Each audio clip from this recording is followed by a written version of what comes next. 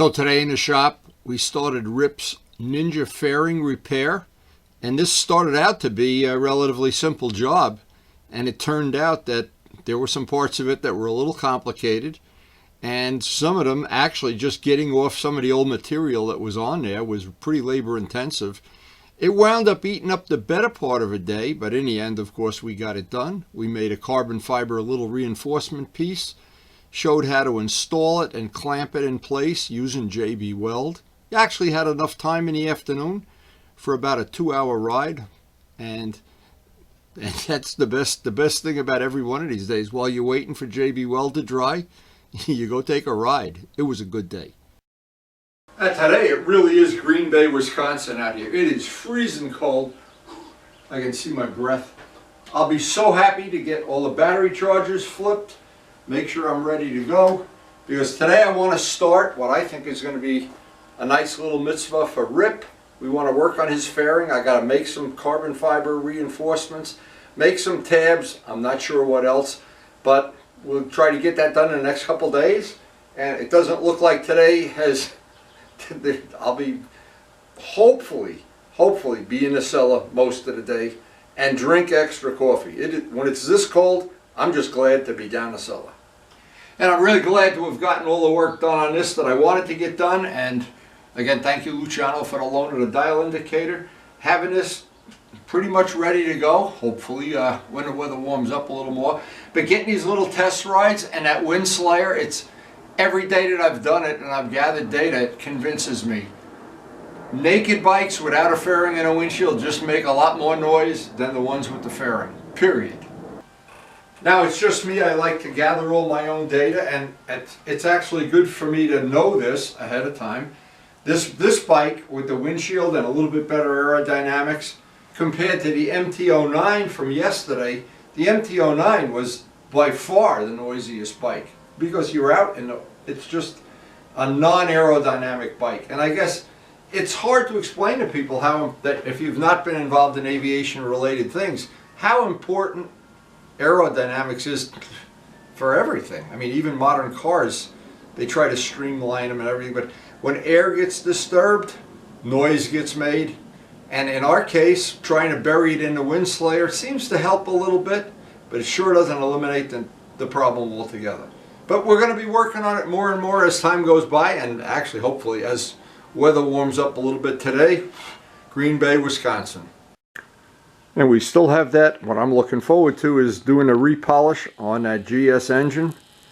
I'll make a dedicated video of that, hopefully, when it warms up a little. To be out here laying on a rug in this temperature, with this humidity, I'd rather you be doing it than me. But I do like having my aluminum parts polished. I do like having everything clean. I'm addicted to having nice, clean stuff, and I try to pass the information on that I've learned over many years of polishing motorcycles. All right, so today what I wanted to do, I wanted to look at this part that needs to be repaired, and I'll get a little close-up of what has gone on here. It looks like, and Rip told me he repaired this with some kind of fiberglass, which obviously didn't hold. Now, the reason it probably didn't hold is this is the stress riser. If you have a 2x4, you drill a hole in the middle and then go to break it, which is exactly what this is. This is called a stress riser. It's where a part breaks. Though very common, these motorcycles, especially the older ones, and this is probably not that old, but the older ones vibrate a lot, like the RD for instance, and things tend to do this. And now Rip did a nice job of cleaning it up, but if I were to just repair this on top of this old material, it's not going to be any stronger than what it was. Oh, this is not good. So what I'm going to do is get the Dremel tool and try to remove as much of this as I possibly can. So I'm dealing with nice, fresh, clean material. It doesn't look too bad, but well, it's a little dirty. But we're going to get it clean. Before you do anything, cleaning it is step one. So what I have is ordinary simple green in a Home Depot sprayer, and it doesn't matter. Nothing real fancy here. I know Rip did probably a way better than average job of cleaning this up, but it doesn't mean it's clean, and I'll show you what I mean. Even though you've used simple green and you've used it over and over again, you see what I mean? So if I were to just put a repair on this, you can see I'm only repairing over grease, and for guaranteed, that's not going to work. Now, I don't want to put a Dremel tool into grease. All it's going to do is drive it down deeper, or sandpaper, or anything like that. So step one is always to get all the grease out. Now, when I'm done with that, I'll take a little prep ball. That'll get a little more grease, but little by little, where we're going to actually do the repair, it's got to be immaculately clean if you want this not to break again. So if you see this material, now obviously it didn't bond, and this is what's coming off, and that's what I don't want to have a problem with. And there's no way I can even pull this up because the fiberglass absorbs grease. It's actually e-glass is what it is. But no matter how many times I clean that with prep ball, you can see what. And this is a relatively clean part, so I'm going to get as much of this as I can off. And then as soon as I get this loose stuff off, then I can Dremel this down and get it rough. But if you just put more carbon fiber over this or more glue epoxy, it won't matter. It's only going to be as strong as the bond to the plastic. Now let me explain.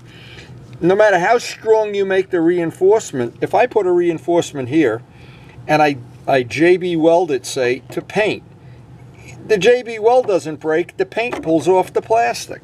So if you understand, you've got to get down like the foundation of a house. You've got to get down into where you can actually get raw plastic that has never had grease on it, or it's never going to bind the way it should. And then you just spin your wheels and you ride the bike a week and it cracks. You do it again, it gets worse. And so we're going to try to do this right and try to pass some of that information on, but we got to get down to clean raw plastic.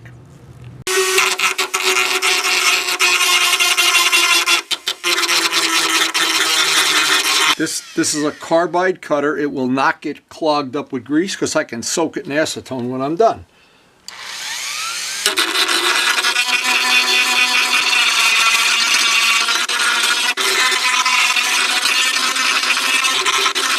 Now that has allowed us, you can see all the stuff that's come off, that has allowed us to remove this material that basically is soaked with oil and grease, and obviously nothing is going to stick to that. Now with all the fiberglass removed, this looks like it's some kind of epoxy, but you see what happened? The epoxy broke. Now, because there's no reinforcement here, and because this is a stress riser, you're doomed from the start.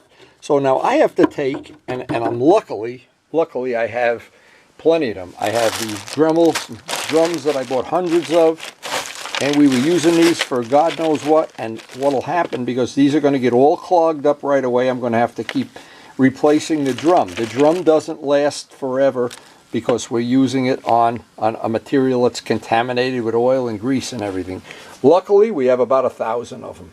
And I bought all of these off Amazon, and I bought, just to make some good information, this little tool, I think was 12 bucks with the coupon from Harbor Freight. And I have used this to do 1 million jobs around the shop. Now these are little bits that they come from Amazon, and you can buy, like I said, I bought a box of probably 100, and 100 of these because we use them. We don't use them and then try to refurbish them or anything. They go in the garbage when they're done. But this, on this little tool, this will allow us to grind a lot of that away very conveniently. And once we get down to raw plastic, fresh, clean, non-contaminated plastic, and we're ready to start laying out our repair. And because it was impossible to get the last little bit of that grease out, we're just going to throw these bits away when we're done with them.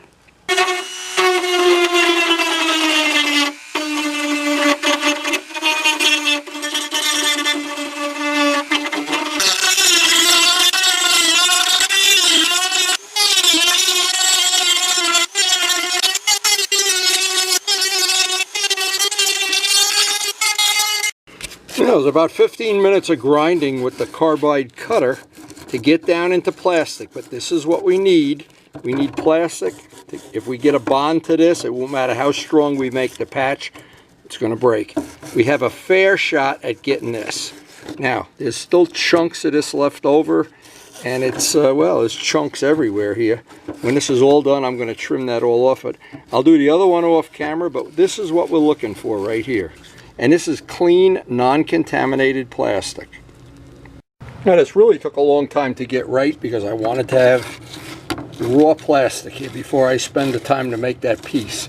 And making that piece, now I've just got to run some sandpaper over this to make sure it's perfectly clean. See, it still has, there's some, and I'll grind this off at the very end of the job. And I'm going to, well, hopefully be able to I'm sure rubber bushing or something goes in here, but we want to make this still as strong as possible.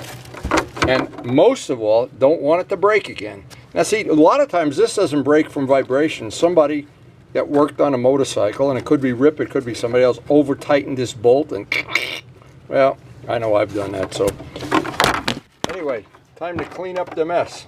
That's almost an hour of labor right there. And this part is just something I have to do by hand. We're down into the plastic.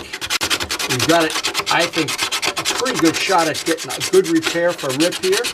And I know he's a serious motorcyclist. He loves his motorcycles, as we all do.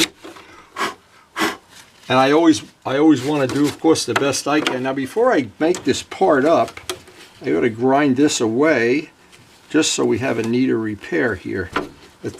Whatever material that was, and I assume it was probably Home Depot epoxy, it looked like, but you never know. Just want to make sure we don't have nothing contaminating that, so that we get that bond, that molecular bond.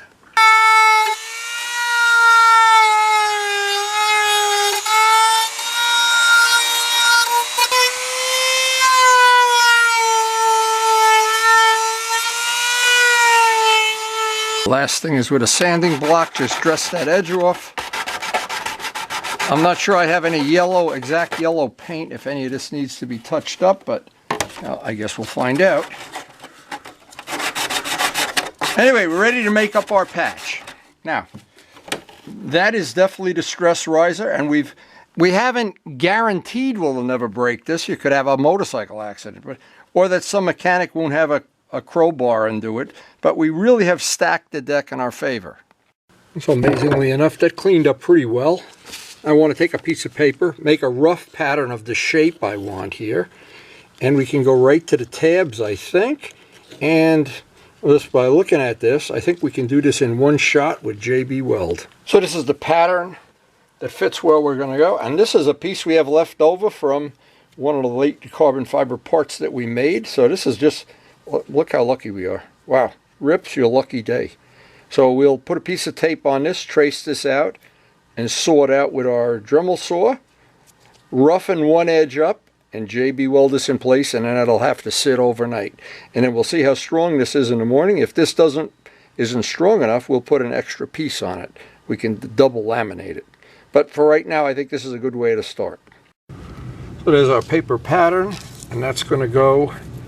We're just going to sort it out now. This is not, we don't have to make this a super precision job, but I do want to have the biggest possible footprint I can have there.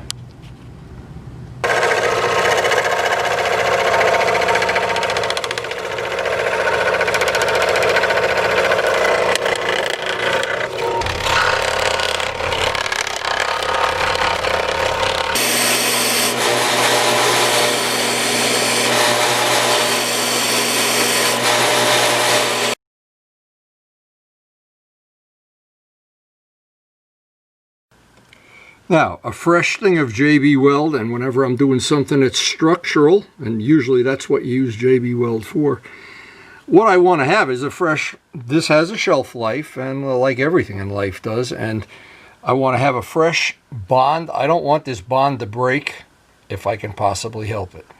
Okay, the side that we're putting against the JB Weld has to be scratched, etched, perfectly clean. We'll use a little bit of heat to make it even more capillary.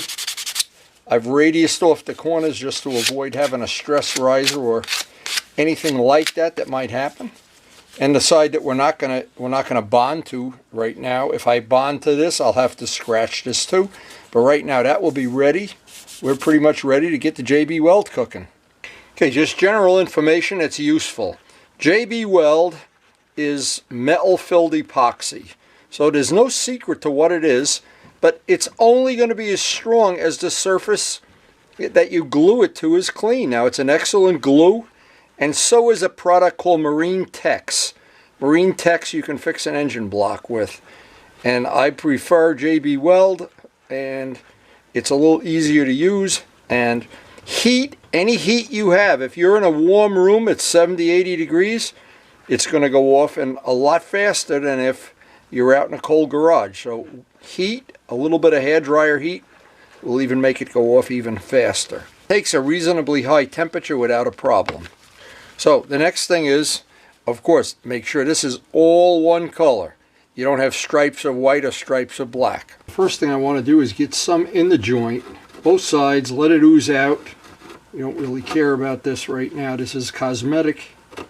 For all purposes right now, it is not going to be a problem. But we'll get some in there. Now, once I have some in there, I can get rid of some of the extra. I don't want to have a lot of it on there, that's for sure. All done, I'll clean this up with isopropyl alcohol. I'll take off any residual that's on there.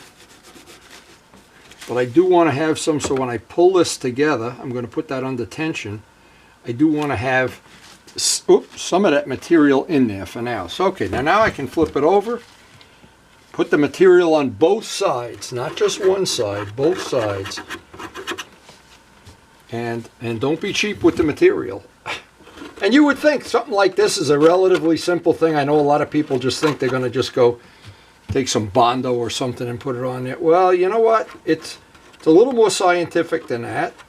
And if you do it right, it's an hour more to do it right than it is to do a job that almost guaranteed will crack somewhere in the service life of the bike. I always like to just pay the price up front, a lot easier than dealing with the disappointment later on. Okay, so I've got that part. I wanted to show this in real time. I've got this part, and you want to, I call it buttering. You butter both sides now.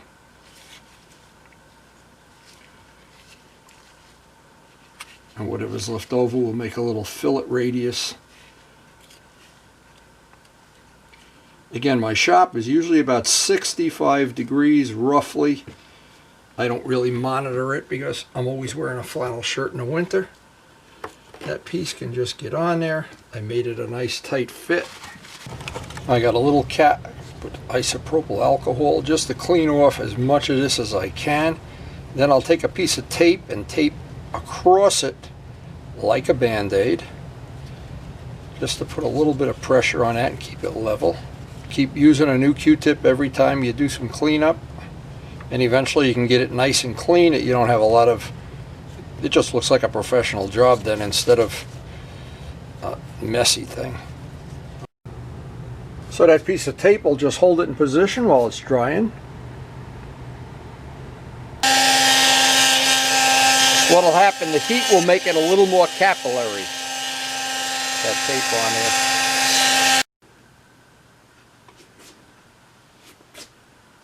And that basically, now I'll try to figure some way of maybe putting a little pressure on that, but that basically has to sit. I'll let it sit overnight. And we'll have some time. Hey, it looks like we still have about an hour or two left. Get a short ride in. Well, I did wound up with the 2 vice grips. I guess that's going to be okay. And 24 hours from now, we'll take that off and see how strong that really is. And we have to then grind that hole for the rubber bushing, and we'll know at that point in time just how strong that joint is. But again, we always have the choice of running more carbon fiber, and I can do that, of course. The reason for not making it really put a railroad track there, because it doesn't serve any purpose. And out here, you just make a stress riser wherever this part ends. That's aircraft technology. So I'd like to have it not be that this doesn't vibrate at all. This does vibrate, and there's a stress riser right at the edge. That's what I'm trying to avoid here. But it's coming up on 35 degrees, I think. Karen yelled down, "You're going to want to ride this afternoon." But it is cloudy, and I can't do much here. This is all I can get done today. But it will be nice to get a short ride. Now, of course, in my life, especially during the winter when we're working on projects and trying to sneak in these short rides, the RD is just always a great choice because it just brings me back in time. And when I get back home, I'm an 18-year-old kid again for about 10 minutes. But then I need to run out and get the Blue Emu again. Anyway, we will get a short ride here, and that Windslayer, we're getting more and more testing on it. Well, the way the day played out, it looks like we're going to get a nice, well, a short ride anyway. And a short ride is always better than no ride.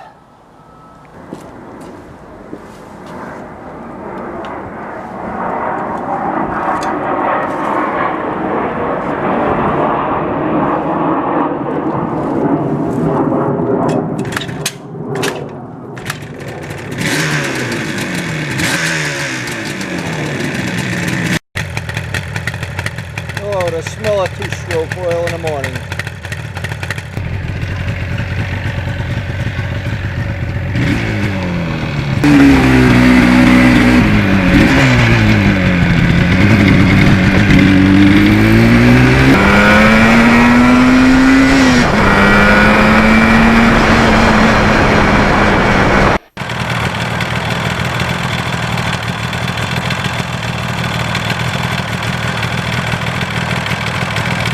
Actually, it was really cold today, but worth riding, that's for sure.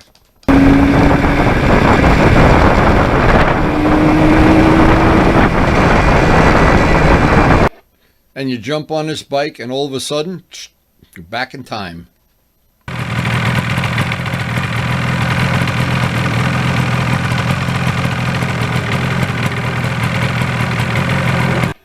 Celebrating 44 years. 44 years old.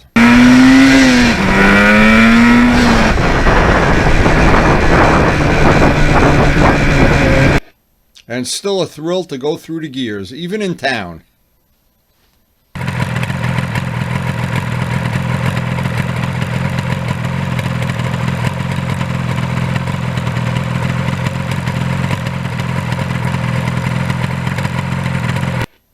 And no matter how long or how short a ride is, it's always worthwhile.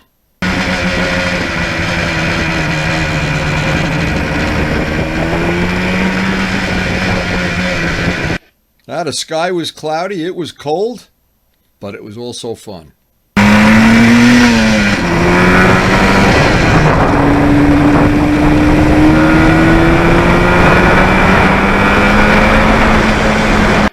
And it's all about the passion for these old motorcycles.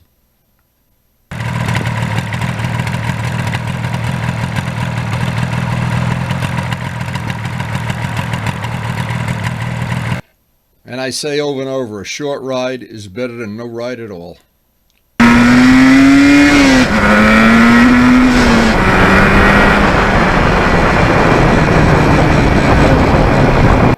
My favorite little place along the railroad tracks to go through the gears.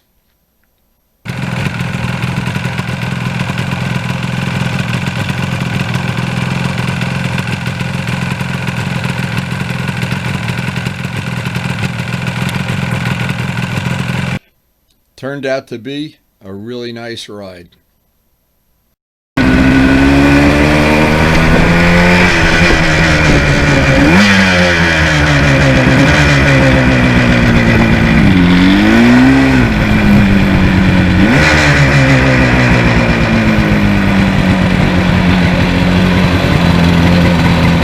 Even a short ride on an RD is better than no ride at all, that's for sure. This was amazing. I can't say. Every day I get a little ride. I feel like the winter is that much shorter. Anyway, I know how it feels to go through a month or two of winter without getting your hands on a throttle. Anyway, I want to thank the healthcare workers, guys. Thank you so much. Boy, do I appreciate. And the RD appreciates all the things that you've made possible keeping our family healthy. And hopefully your family too. So, hope you did enjoy the video, and thanks so much for watching. Now, before this video ends, we have some great footage to share of Luciano, because we've been working on his evil twin H1. This is a day I went up to his house and we worked on timing his H1 and, of course, having some good laughs in the garage. This is some really good nostalgic footage. I'm sure Luciano will love it. I hope you enjoy it too. Now, as usual, we're up at Luciano's at the Bike Emporium. We're going to do some work on the H1 today. But the pride of the fleet, the Queen Mary here. Hey, that's nice. It looks nice. Yeah. Wow. That really did come out nice. It is beautiful, yeah. I'll bet Turbo Steve will like to take a ride on this. You should let him ride it. Wow. Yeah. Is he qualified to ride this though? He only rides those turbo bikes. The spark plug holder there. With Yeah, the yeah. Spark plug, see. Do you know I've never put a plug in my RD? You know did? Look how, no, I've got the two spares I bought. The tools. Yeah. Nice. Boy, this cleaned up I nice. just got a brand new air filters. The other one was 45 years You old. could buff this paint out, you know. There's a lot of clear on that. Yeah, it's okay. Yeah, if you want to you want to win the show. You don't want Vince to win all the shows. Holy mackerel. Yeah. But this is what I always like. When the bike first came out, nobody knew it was a 3-cylinder bike. They look, well, how come one pipe's missing? And those beautiful because I got the taper bearings on there. You put the bearings in the frame? Yeah. The tires, the Shinko tires, they're great. They work great. These are the ones Pokey recommends for road racing. The Shinko tires. Shinkos. What were they, $50 a piece or something? Something like that, yeah. I know they're half the price. Boy, it looks nice, Luciano. It looks good. Now, what do you want to do with this today? You want to just set the timing? The timing, yes. I got connected the strobe light to a battery. You want to do show and tell how you do this? How do you do it? My easy. H1, the first one I had that ignition. You turn the key, it went bzzz, and if it didn't go this one bzzz, doesn't. dead. This has the more modern one? Yeah, you can have it, you can time it, approximate timing idle. But then you have to. You got to get it to 4,000 and time it? RPM to Okay. final adjust the timing. Okay. You want to do it in the garage or you want to take it outside? No, I'll do it in the garage. Okay, yeah, what the- outside. Smoke. His neighbors love him. These neighbors, they sign petitions against them. I gotta warm it Oy. up before we do that. I gotta warm it up a little bit. Okay, so that's nice. I'll tell you, you didn't. This is the best one you did so far. I like it. Yeah. This one really. This one really. You know, I saw that thing on YouTube in Canada. They get together with all the H1s. The guy in I can't think of the name of it. Tweed. Kawasaki's in Tweed. All the guys are camping in his backyard, peeing behind the bushes and everything. Yeah, I'm still waiting for that clutch release from Germany. You still didn't get the clutch? Yeah, feel the clutch. It's very Let me hard see. to feel it. I'm a strong guy. Ah! I'm not that strong. Yeah. Nah, that's too fair. Plus, I'm so tired from yesterday working for Glenn. Holy mac, he had me on my back, cutting his Jeep in half, cutting his frame in half. The clutch release it was improved in 1775. Yeah, They made the upgrade one. Yeah, 6 spines instead of 3. The body was all metal. The first one. Oh my God, that's so. Yeah, the first one. That's was, impossible. Wow. Part of metal, part of plastic. They used to break. It Wow. was the dark clutch problem for everybody. Wow. So. There's just some things about these bikes that bring back a lot of memories now. My original H1, the first one I bought, I had 2 of them. I sold to Frank Straub, or whatever, we traded or bought, I don't even remember. And then I had another one, and boy, just looking at the engine, I do remember this. It's amazing, it brings back memories. And the early ones, the one I had that detent on the gas tank, it was white, so I guess and it didn't have a disc brake. That was the most fun of all. So you don't use the bike, the battery that's in the bike to do the No, because I have to remove the tie covers. It's a pain in the ass. I got a bunch of batteries. Okay. I And got this is the one you just put that right around the wire? connect this to the right cylinders for now. I got to warm up the back. All right, well, warm the bike So- up first before we do it. Make Okay. sure the wire doesn't touch the exhaust, otherwise it's gonna melt.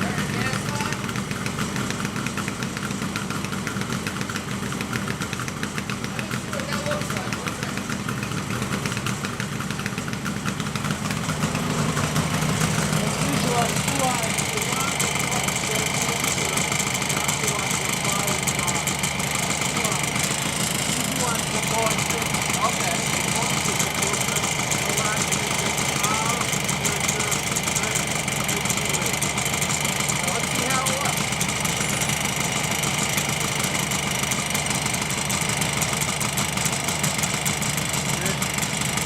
I see it. I'm sure we can get that down this way.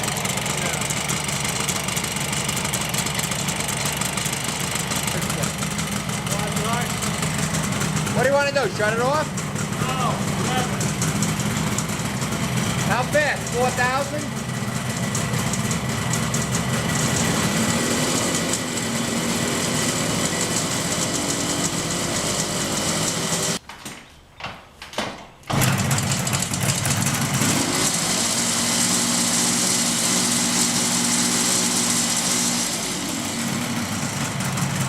And pretty soon we're going to get up to his house.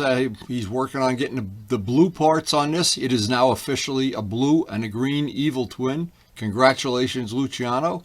I'm impressed. Hope you enjoyed the video, and thanks so much for watching.